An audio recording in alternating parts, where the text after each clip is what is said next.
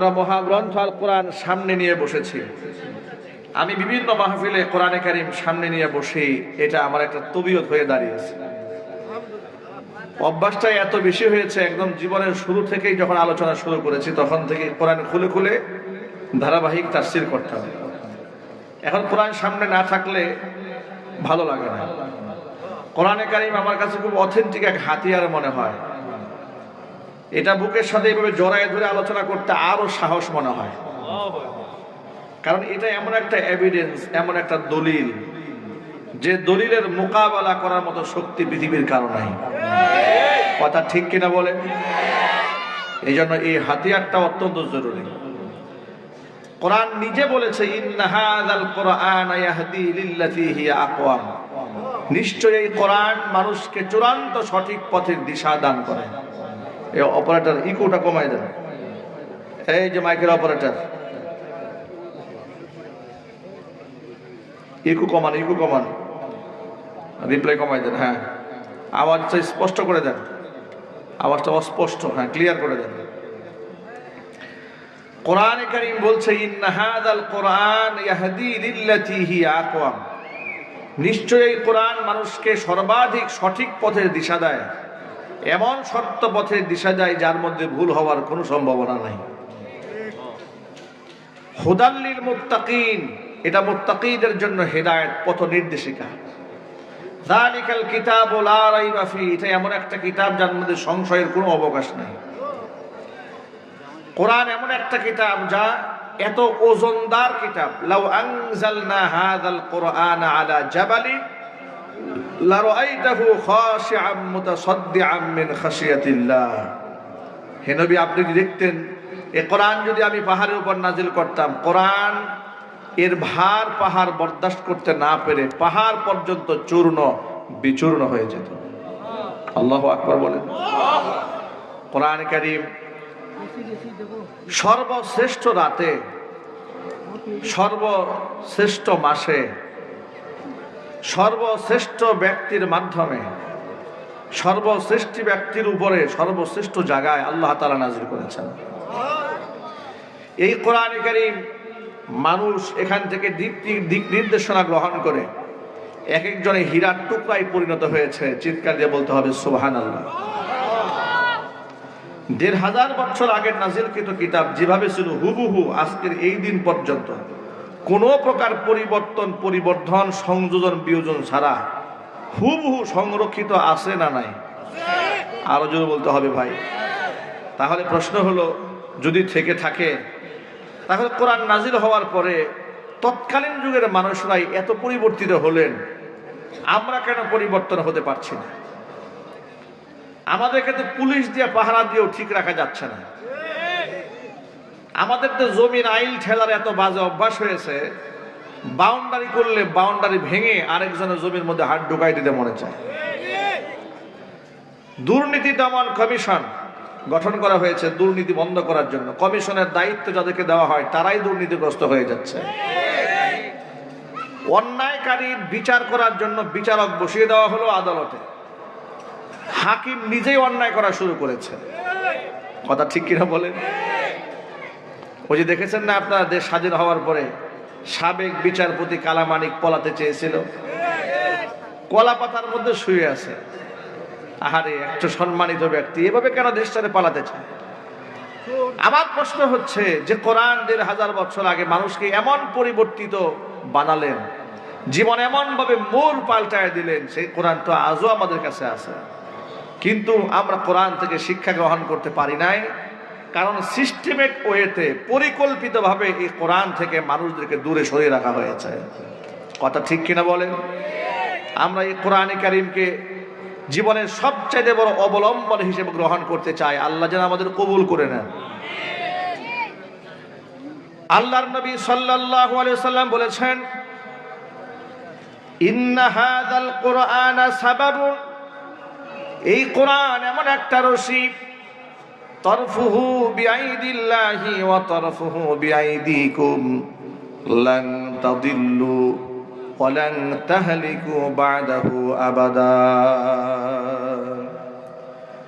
কোরআন এমন একটা রশি, যে রশির এক প্রান্ত আল্লাহর হাতে, আরেক প্রান্ত বান্দা তোমাদের হাতে। ওই কোরআনকে যদি তোমরা মজবুত ভাবে আঁকড়ায় ধরে রাখতে পারো, লান তাদিল্লু ওয়া লান তাহলিকু, কশ্চিন কালেও তোমরা ধ্বংস হবে না, কশ্চিন কালেও সত্য পথ থেকে তোমাদের পা পিছলে যাবে না। জোরে বলেন সুবহানাল্লাহ। আল্লাহর হাবিব সাল্লাল্লাহু আলাইহি সাল্লামের এই হাদিস প্রেক্ষাপটে বোঝা যায় সঠিক পথে অবিচলিত থাকতে গেলে কোরআনের বিকল্প কোনো রাস্তা নাই। বিদায় হজের ভাষণের সময় আল্লাহর নবী আরেকটি বক্তব্য দিয়েছেন। হুজুর বলেছেন, তারাকতু ফীকুম আমরাইন লান তাদিল্লু মা তামাসসাকতুম বিহিমা কিতাবাল্লাহি ওয়া সুন্নাতা রাসূলি। দুইটা জিনিস আমি নবী তোমাদের মাঝে রেখে গেলাম, ততদিন পর্যন্ত তোমরা গুমরা হবে না, সত্য পথ থেকে তোমাদের পা ফসকায় যাবে না। যতদিন না পর্যন্ত দুইটা জিনিসকে আঁকড়ায় ধরে রাখতে পারবে। একটা জিনিসের নাম হচ্ছে কিতাব আল্লাহ, আল্লাহ পাকের কিতাব কোরআন মাজিদ। আরেকটা হচ্ছে ওয়া সুন্নাতা রাসূলিহি, আমার নবীজি সাল্লাল্লাহু আলাইহি ওয়াসাল্লামের সুন্নাহ। জোরে বলেন সুবহানাল্লাহ। আল্লাহর হাবিবের সুন্নাতকে আঁকড়ায় ধরে রাখতে হবে, আল্লাহর কোরআনকে আঁকড়ায় ধরে রাখতে হবে, তাহলে মানুষের পা সত্য পথ থেকে বিচ্যুত হবে না। এই কথাটি নবিয়ুনা মুহাম্মদ রাসূলুল্লাহ সাল্লাল্লাহু আলাইহি ওয়াসাল্লাম বিদায় হজের ভাষণের সময় বলেছেন। আজকে গোটা জাতির এই ক্লান্তি লগ্নে বাংলাদেশের মুসলমানরা যে অবস্থায় দাঁড়িয়ে আছে, গোটা পৃথিবীর মুসলমানরা যে অবস্থায় দাঁড়িয়ে আছে, মুসলমানদের ঐক্যবদ্ধ প্রচেষ্টার বিকল্প কোনো রাস্তা নাই। কথা ঠিক কিনা বলেন? অথচ আমরা মুসলমানরা কি ঐক্যবদ্ধ আছি? আমরা কত দলে যে ভাগ হয়ে গেছি।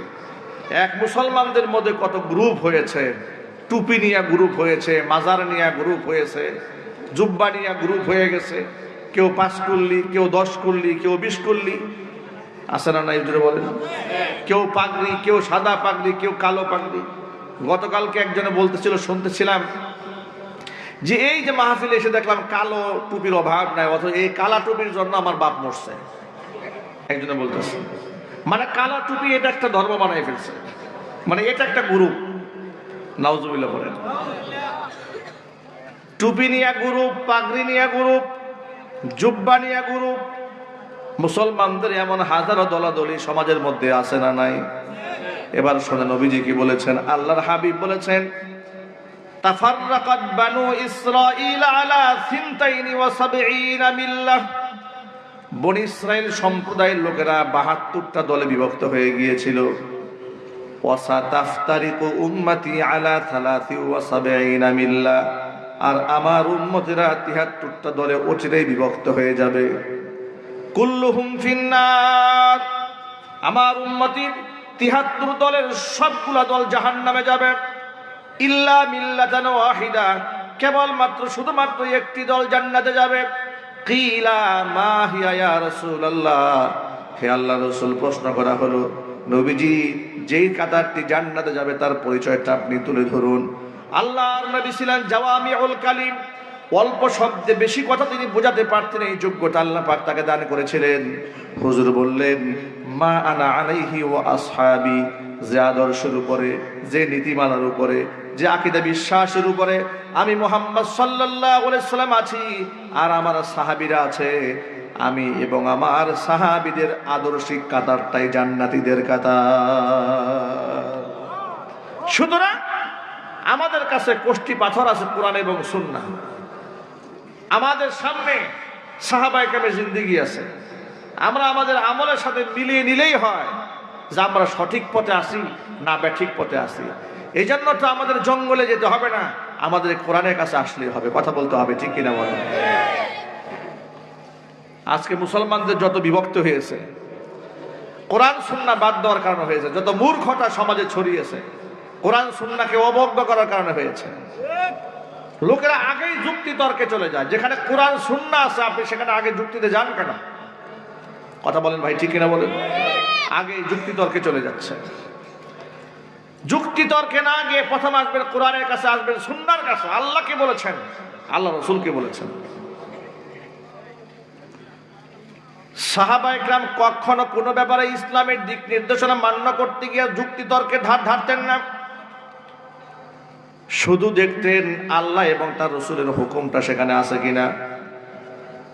আল্লাহ এবং তার নবীর সেই হুকুমটা যদি পছন্দ নাও হতো, হাসি মুখে হুজুরের সিদ্ধান্ত সাহাবায়ে কেরাম মেনে নিতেন। আমাদের মতো শত যুক্তি নিয়ে দাঁড়ায় যেতেন না। যেমন আমরা যদি বলি ভাই নামাজ পড়েন 5 ওয়াক্ত, হুজুর আপনারা তো আজাইরা খান, আমাদের তো অনেক কাজ, খেত খামারে কাজ করতে হয়, ডিউটি করতে হয়, ব্যবসা বাণিজ্য পরিচালনা করতে হয়, রাজনীতি করতে হয়, কত কিছু করতে হয়, এত কিছু করে নামাজ ঠিক রাখা সম্ভব না। যুক্তি একটা দাঁড় করায় দিবে। ইয়াং ছেলে যদি বলি ভাই দাঁড়িয়ে রাখেন নামাজ পড়েন, হুজুর এই বয়সে দাঁড়িয়ে রাখবো, আমি কি হুজুর নাকি? প্রশ্নের জবাব একটা দিয়ে দিয়েছে।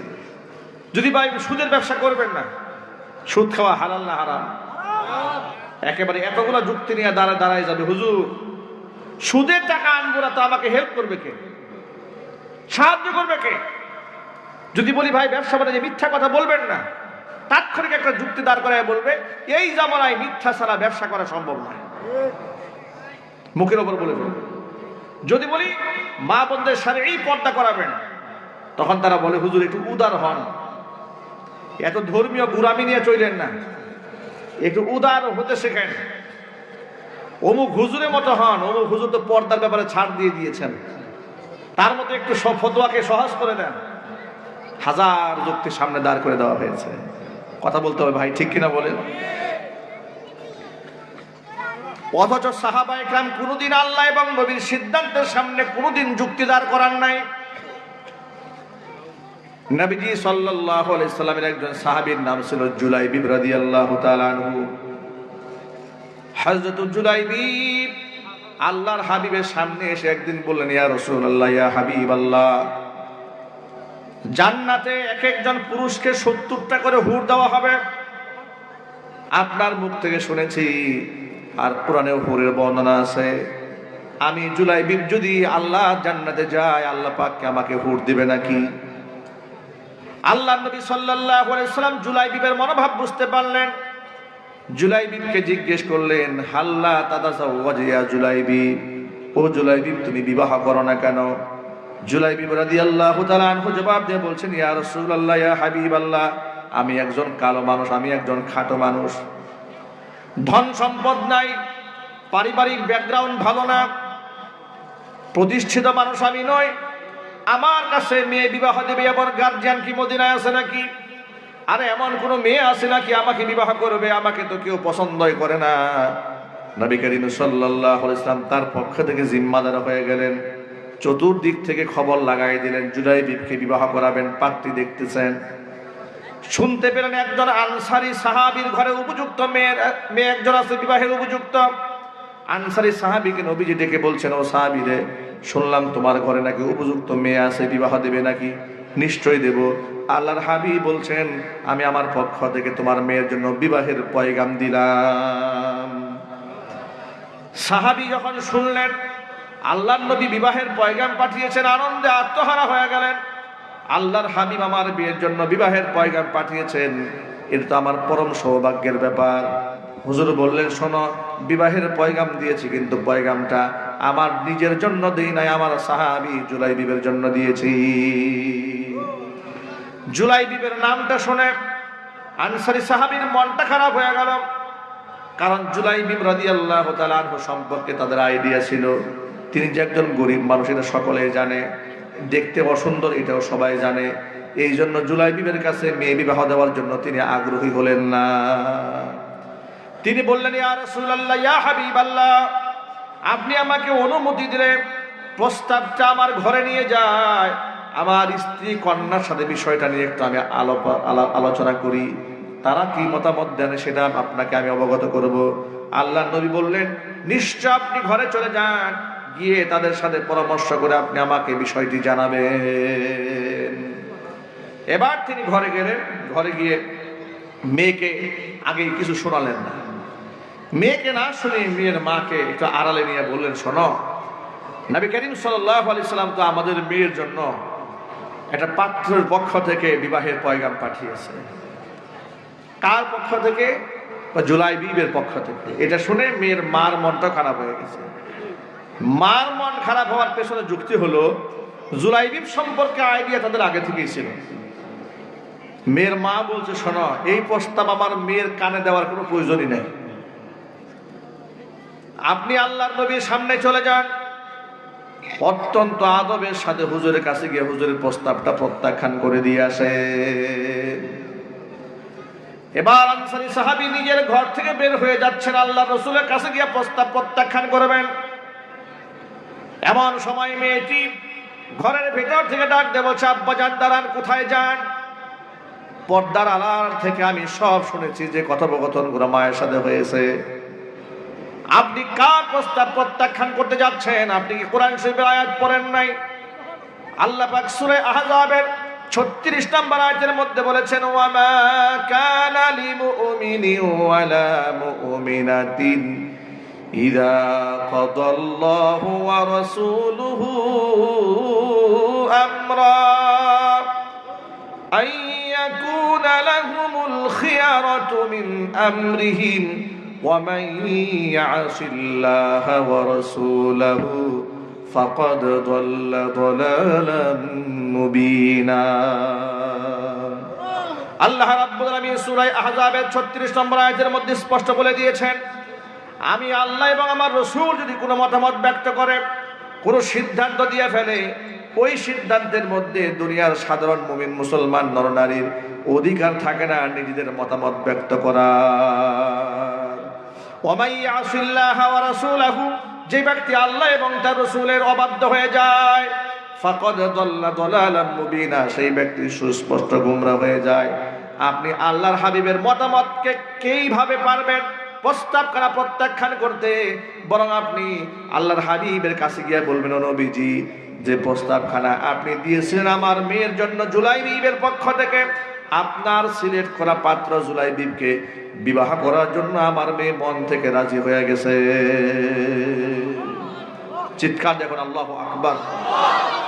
তারা কখনো নিজের মতামতকে আল্লাহ রাসূলের মতামতের উপর প্রাধান্য দেন নাই। জুড়ে বলেন সুবহানাল্লাহ। যুক্তির ধার ধারেন নাই, তর্কের ধার ধারেন নাই, শুধু দেখেছেন আল্লাহর নবী সাল্লাল্লাহু আলাইহি ওয়াসাল্লাম কি বলেছেন। এই জুলাইবিব রাদিয়াল্লাহু তাআলা আনহু দেখতে কালো মানুষ হলেও, খাটো মানুষ হলেও, আল্লাহর হাবিব তার সম্পর্কে বলেছেন, জুলাইবিব আমি নবীজির, আমি মুহাম্মদ সাল্লাল্লাহু আলাইহি ওয়াসাল্লাম জুলাইবিবের দাম আছে না নাই? আরো জোরে বলেন। এই ক্ষেত্রে এই ঘটনা আপনাদের সামনে উপস্থাপন করার মাধ্যমে আমি আপনাদের কাছে এই মেসেজটা দিতে চেয়েছি, ইমানদার বান্দা আল্লাহ এবং রাসূলের সিদ্ধান্তের সামনে কোনো যুক্তি তর্কে যাবে না, বরং আল্লাহ এবং রাসূল যে সিদ্ধান্ত দিয়েছে এটা আমার বুঝে আসলেও আলহামদুলিল্লাহ, না বুঝে আসলেও আলহামদুলিল্লাহ। কথা ঠিক কিনা বলেন? কোনো যুক্তির সামনে দাঁড় করানো যাবে না। দেখুন, আজকে আমাদের গোটা সমাজের মধ্যে মুসলমানদের বিভক্তির কারণে যে ক্ষতিটা হয়েছে, বিগত স্বৈরাচারের আমলে এদেশের আলেমরা যে পরিমাণ নির্যাতন টর্চারের শিকার হয়েছে, এটা আলেম ওলামাদের বিভক্তির কারণে হয়েছে। কথার আওয়াজ নাই। যদি উলামাদের ঐক্য থাকতো, এত আলেম জেল খাটতো বাংলাদেশে?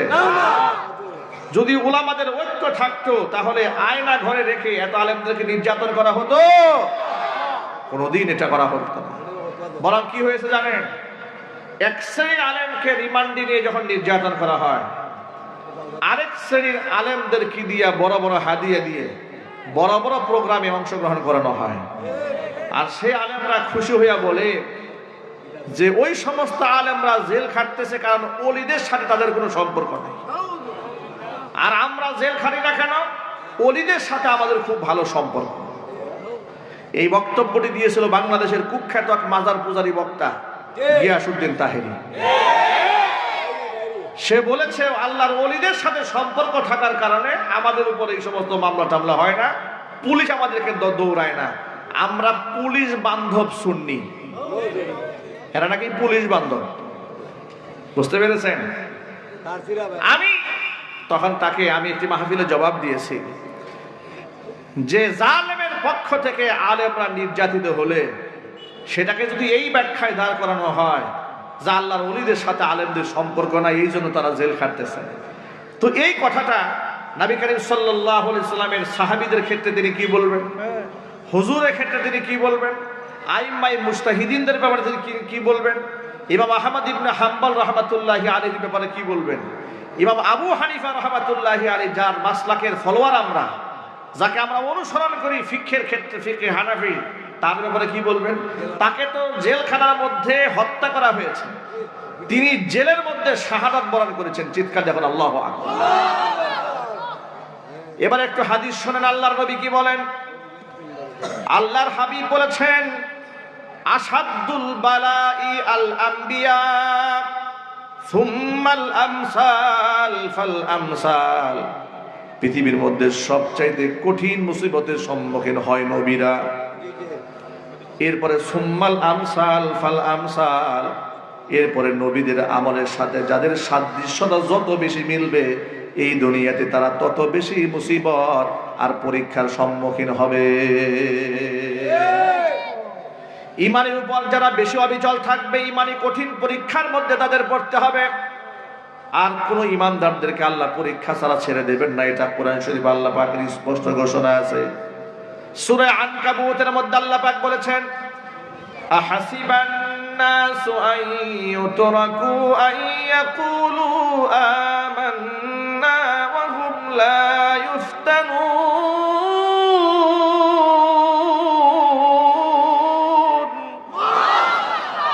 আহাসিবান নাস, মানুষ কি মনে করেছে নাকি আন ইউতরাকু, তাদেরকে ছেড়ে দেওয়া হবে, আন ইয়াকুলু আমান্না, আমরা ঈমান এনেছি এতটুকু বললেই তাদেরকে ছাড় দেওয়া হবে। ওহুম লা ইফতানুন, কোনো পরীক্ষা করা হবে না, তারা বোকার স্বর্গে বসবাস করছে।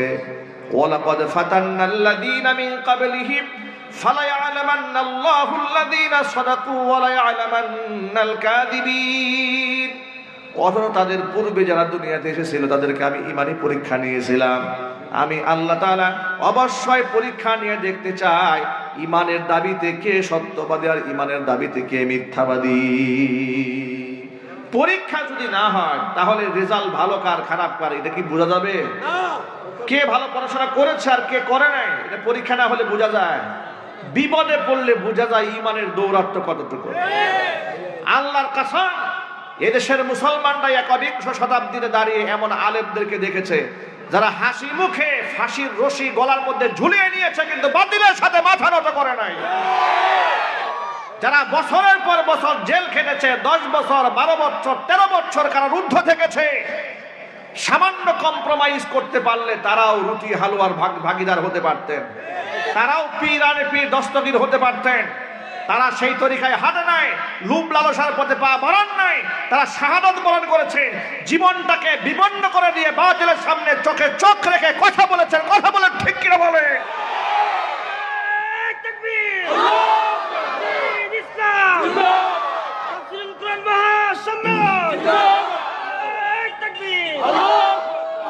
আমার প্রিয় ভাইরা, জালেমরা কিন্তু সব আলেমের উপর নারাজ হয় না। জালেমের জুলুম যখন এই দেশে চূড়ান্ত পর্যায়ে ছিল তখনও পর্যন্ত এই দেশে কিছু আলেমরা সমস্ত সুযোগ সুবিধা ভোগ করেই চলেছে। আছে না নাই? আরো জোরে বলেন। তাদের ওয়াজ হয়েছে আসমানের উপর আর জমিনের নিচে। পৃথিবীতে কি হইল না হইল তারা কিছু বোঝে না, আওয়াজ নাই। কত সত্য না মিথ্যা? যা হয়েছে আসমানের উপর আর জমিনের নিচে।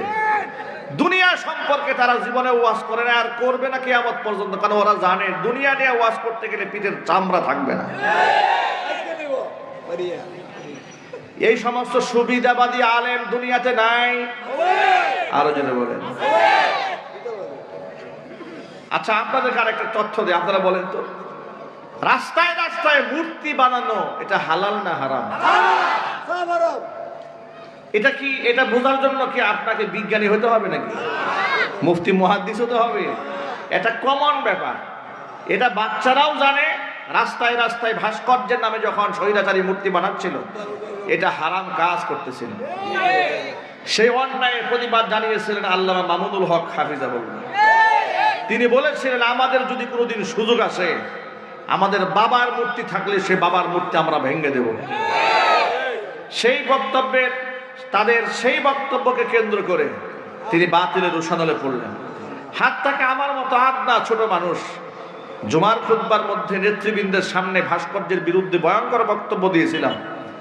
আমি বলেছিলাম মৃত ব্যক্তির নামে মূর্তি নয়, মসজিদ বানান, এতিমখানা বানান, ইসালে সওয়াব হবে, মূর্তি বানাবেন না, অসম্মান হবে। তারা থানায় বসে আমাদের নামে ষড়যন্ত্র করলো যে আমরা বঙ্গবন্ধুর বিরুদ্ধে বক্তব্য দিয়েছি, জাতির পিতার বিরুদ্ধে বক্তব্য দিয়েছি। আমাদের বক্তব্য তারা তোয়াক্কা করে না, আমাদের মসজিদ থেকে তাড়িয়ে দেওয়ার ষড়যন্ত্র করেছে।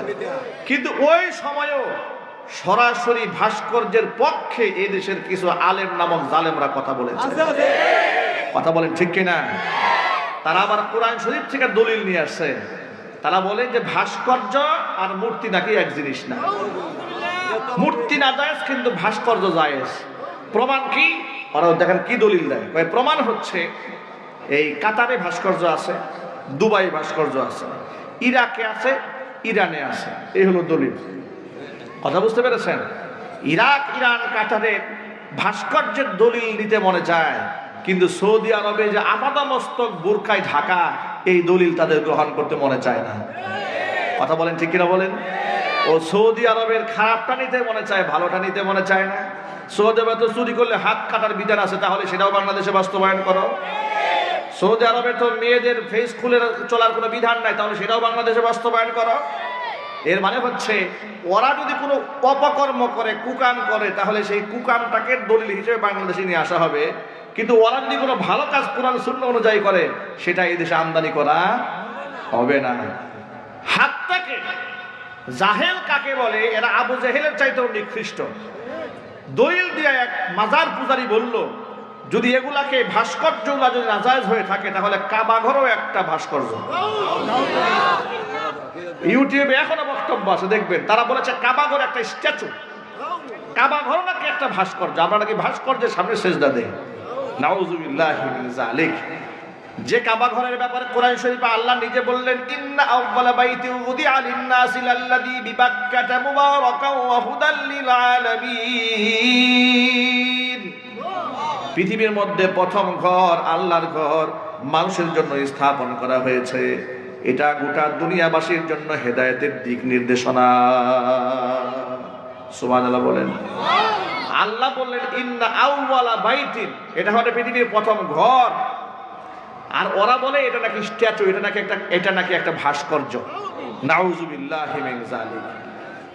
দেখুন, আপনাদেরকে আজকে একটা চমকপ্রদ তথ্য আপনাদের সামনে তুলে ধরবো, যেটা হয়তো আপনারা এইভাবে কোনোদিন বিবেচনা করেন না। আলেম উলামাদের সমালোচনা করার জন্য বাংলাদেশে তো জালেমের কোনো অভাব নাই। কথা ঠিক নেবে ঠিক? জালেমরা কোরআন শরীফের কিছু কিছু আয়াতের অপব্যাখ্যা করে মানুষের সামনে বিভ্রান্তি করে, মানুষকে বিভ্রান্ত করে, উলামাদের ব্যাপারে মানুষের ধারণাকে নষ্ট করে, সন্দেহ ঢুকায় দেয়। মুরব্বী মাশাআল্লাহ ভালো বুঝেছেন, আল্লাহ পাক নেক হায়াত দান করেন। ভাইরা আমার, দেখুন, হিজবুত তাওহীদ নামক একটি ভণ্ড সংগঠন, কুফরি সংগঠন বাংলাদেশে আছে।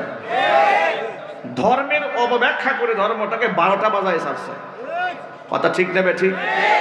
ওরা মহিলারা ওপেন ফেস করে ঘুরে বেড়ায়, সুন্দর করে সেজে গুজে পরপুরুষের সামনে ঘুরে, আবার তারা মহিলা পুরুষ একসাথে মসজিদে গিয়ে নামাজে ঢোকে। ব্যাখ্যা জিজ্ঞেস করে বলে, সাহাবীদের আমলে মুহাম্মদ সাল্লাল্লাহু আলাইহি ওয়াসাল্লাম মহিলা সহ একসাথে নামাজ পড়ছেন, আমরাও নামাজ পড়ি। সেনাবাহিনীর ট্রেনের মতো লাফ দিয়ে দাঁড়ায়, লাফ দিয়ে বসে নামাজটাকে একটা মজাক, একটা হাসির পাত্র বানিয়ে দিয়েছে। নাউজুবিল্লাহ পড়েন। ইসলামের অসংখ্য অগণিত ভুল ব্যাখ্যা যা মানুষের সামনে তারা দিয়েছে, এর মধ্যে মানুষকে খুব সহজে গিলানো যায় এরকম একটা ব্যাখ্যা আছে। সেই ব্যাখ্যা কি? তারা আলেম উলামাদেরকে বলে ধর্ম ব্যবসায়ী। কেন ধর্ম ব্যবসায়ী বলে সেটাও বলি। কেন? আলেমরা মসজিদে ইমামতি করে টাকা গ্রহণ করে, মাদ্রাসায় পড়িয়ে বেতন গ্রহণ করে, ওয়াজ মাহফিল থেকে হাদিয়া গ্রহণ করে। সুতরাং আলেমরা যেহেতু ধর্মের বিনিময়ে পারিশ্রমিক গ্রহণ করছেন, তারা হচ্ছে ধর্ম ব্যবসায়ী।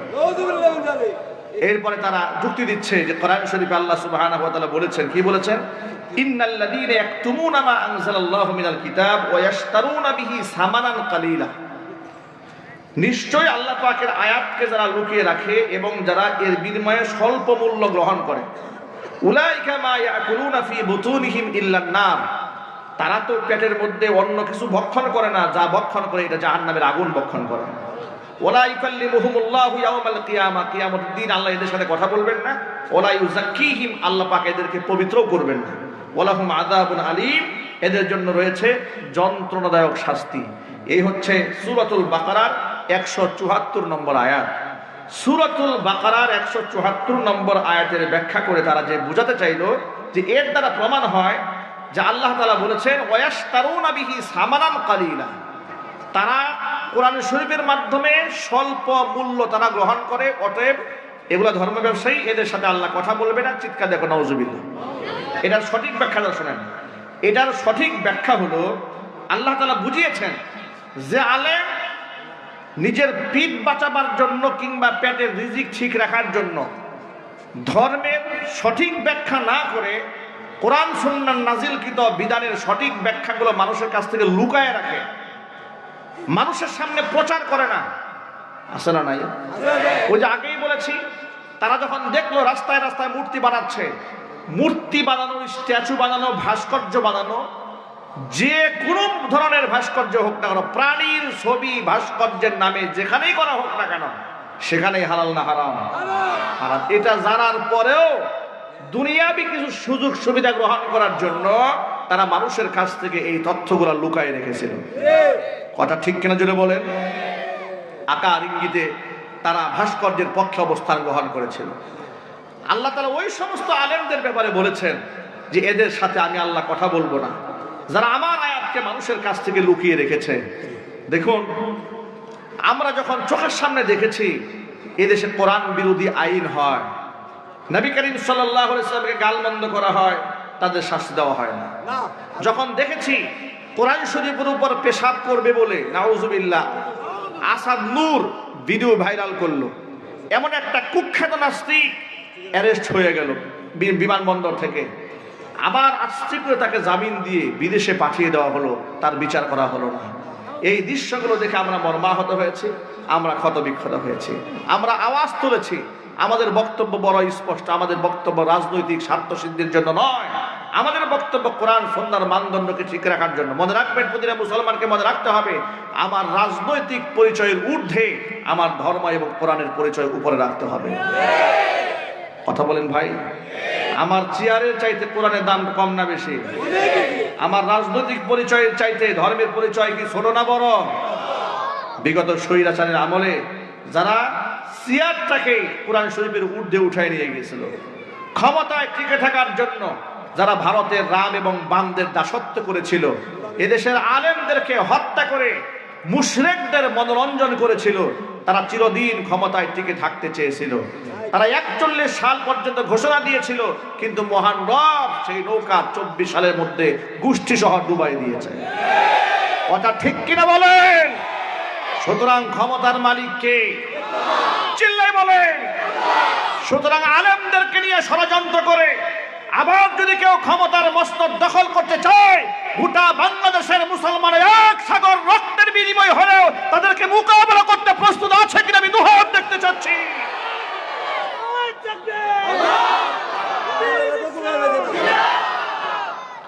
আমার প্রিয় বন্ধুগণ,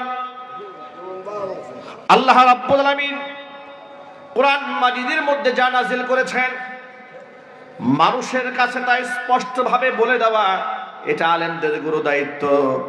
মনে রাখবেন, যেটা আল্লাহ হারাম করেছেন বান্দা সেটা হালাল করার কোনো অধিকার রাখে না। মদ হালাল না হারাম? আরো জোরে। কিন্তু এই দেশে যে মদের লাইসেন্স দেওয়া হয়, এটা কি আপনারা জানেন? কথা বলে না কেন? আপনাদের আরেকটা প্রশ্ন করি, জিনা ব্যভিচার করা হালাল না হারাম? কিন্তু এই দেশে জিনা করার যে লাইসেন্স দেওয়া হয়, এটা আপনারা জানেন? পতিতালয়ের লাইসেন্স দেশে নাই, মদের লাইসেন্স দেশে নাই। এগুলো কারা দিয়েছে? ইহুদিরা দিয়েছে, খ্রিস্টানরা দিয়েছে, মুসলমানরা দিয়েছে। তাহলে বোঝা গেল এরা আসলে মুসলমান নয়, এরা বাহ্যিক দৃষ্টিতে নিজেকে মুসলমান দাবি করলে এগুলো মুনাফিক। ঠিক কিনা? এই মুনাফিকেরা এই গোটা দেশটাকে কুফরি সমাজ ব্যবস্থায় পরিবর্তন করে দিয়েছে।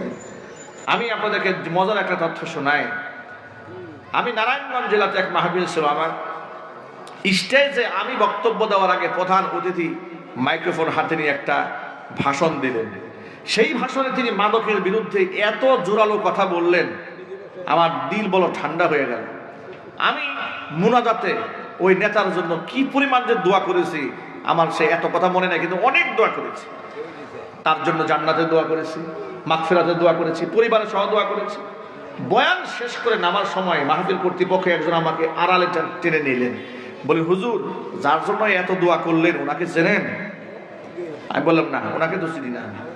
উনি বললেন এই লোক হচ্ছে গোটা এলাকার মাদকের ডিলার। আমি বললাম এটা কোনো কথা হলো নাকি ভাই? বলে জি হুজুর, এটাই সত্য কথা। আমি বললাম তাহলে তাকে দাওয়াত দিলেন কেন প্রধান অতিথি করে? বলে হুজুর ওনাকে দাওয়াত না দিলে মাহফিল করতে দিবে না। বিগত 16 বছরে ওরা এগুলাই করেছে, ওদের নাম না দিলে মাহফিল বন্ধ করে দিয়েছে, থানায় পারমিশন নিতে হয়েছে, এসপির কাছে যেতে হয়েছে, ডিসির কাছে যেতে হয়েছে, রাজনৈতিক নেতাদের পায়ে ধরতে হয়েছে কোরআনের কথা বলার জন্য। আমার প্রশ্ন হচ্ছে, হুকুম করেছে আমার আল্লাহ, এই সমস্ত মুনাফিকদের কাছে আমরা অনুমতির জন্য কেন যাব? ঠিক কিনা জোরে বলেন? মাদক বাংলাদেশে নিষিদ্ধ করে দেওয়া হবে ইনশাল্লাহ। ইনশাল্লাহ এত আসতে বললেন, নিষিদ্ধ হোক এটা আপনারা চান না? চান কিনা? তাহলে এটা তো এখানে চাইলে হবে না।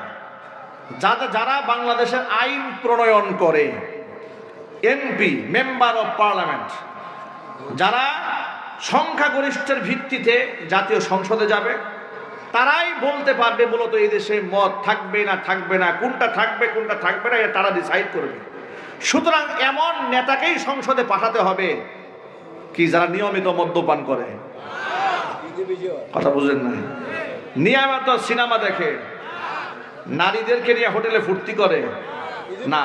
কোন লম্পট বদমাশদের নেতৃত্বে এই দেশে যদি দেশ এগিয়ে যায় তাহলে কোনোদিন মাদক বন্ধ হবে না।